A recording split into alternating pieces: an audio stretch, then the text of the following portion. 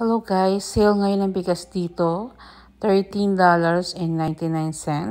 Dati siyang $20 or minsan pa nga $21. So pag ganyang sale ang bigas, dinadamihan ko na yung bili ko. Bali yung isang sako niya is 8 kilos lang ang laman.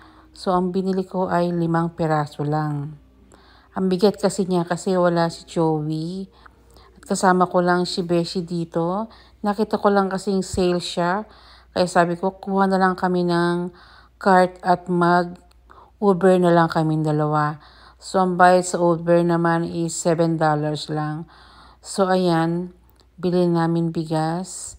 Ang bibilin ko lang dapat is yung sabon sa panghugas ng pinggan. So, nakasale din pala siya $2. Dati siyang $2.50. So, ayan, nag-Uber na nga kami and then bumili si Lenny nilibre niya ako ng chicken dito sa Chick-fil-A. $5.99 lang siya. Dalawa na yung chicken niya. Malaki naman yung chicken niya. And then, meron pa siyang kasamang french fries. So, ayan. So, ito yung chicken. Tingnan nyo, malaki siya. Ayan. Dati maalat ang chicken nila. Ngayon, hindi na. So, ayun, marami din french fries. Tapos, busog na busog ka na niya. Yan. Ayan si Frankie, nakatunganga na naman. Say hello, Frankie. Hello to my vlog.